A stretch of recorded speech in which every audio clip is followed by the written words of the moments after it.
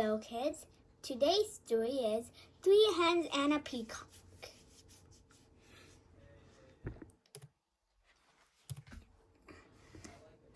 Things were quiet on the Tucker's farm.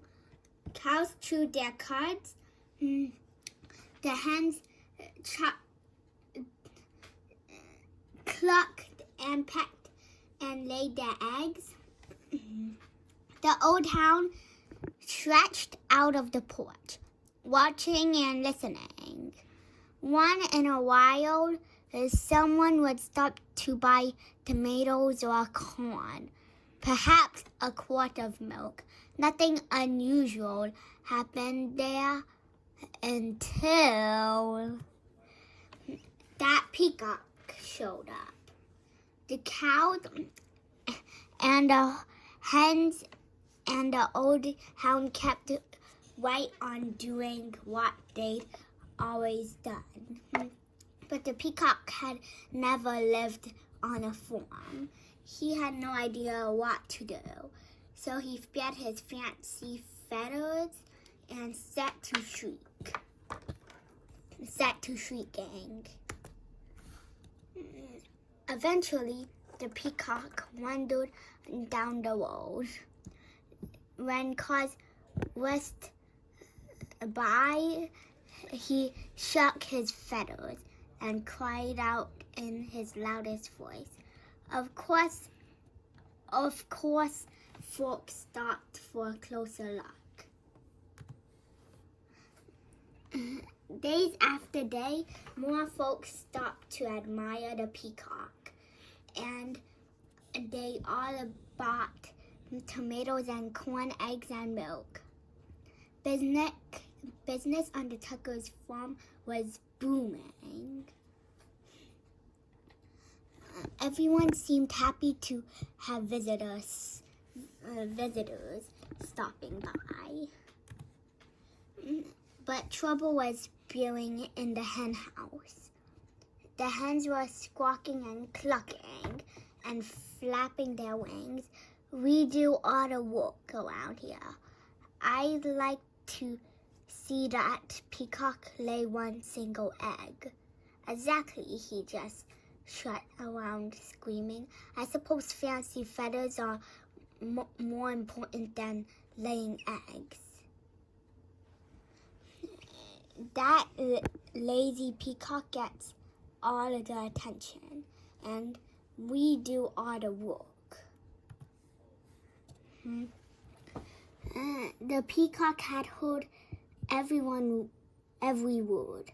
For days he mopped about, moaning and groaning. I wish I could be more useful around here. Humph, clucked one hen. The other ruffled their feathers. The old hound stretched and slowly raised his head. Why not let the peacock stay here to be useful while you hens take the glamorous job down by the road? The 3 hens began clucking to one another. What a wonderful plan! Yes, it's a fabulous idea. Oh, ladies, we simply must fancy up our feathers tonight, and nothing but our brightest beads, bangles, and bows.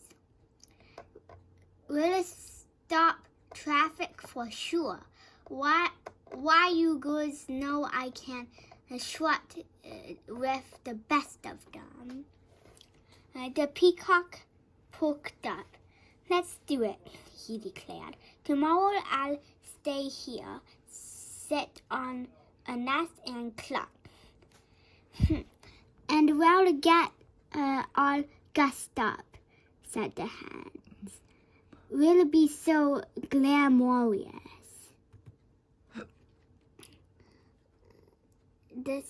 At sunrise the next morning, the hens strutted down to the road. The peacock marched right to the hen house and poked his head inside. The hens flocked by the road waiting for cars. When they saw one approaching, they clucked and squawked and flapped their wings in a flurry of feathers. But every car whizzed by right on by.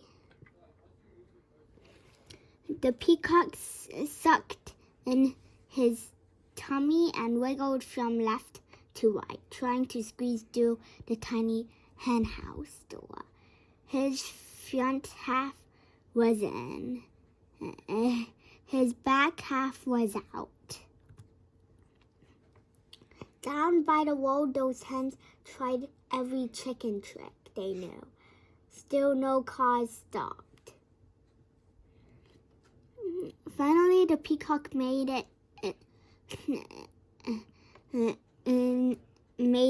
into the hen house. He held his breath and pushed with all his might, but no matter how hard he tried, he could not lay a single egg, not one. The old hound stretched out on the porch, watching and listening. "What's that peacock doing in the hen house?" asked Farmer Tucker. "Who knows?" said Mrs. Tucker. "And what are those hens doing down by the road? Not one of them is up here laying eggs." "Well, the way things are going, we aren't likely to have anyone buying eggs today," said Farmer Tucker. "We need that peacock down there stopping cars." When the peacock heard that, he smiled, the biggest smile you never saw on a bird's beak. "I am helping," he thought. He squirmed back and forth until he popped out of the crumpled hen house. Then he tried to find the hens. The exhausted hens were all clucked out. Every feather was out of place. What a day! We couldn't get one car to stop. It's true. Why? Most of them didn't even slow down.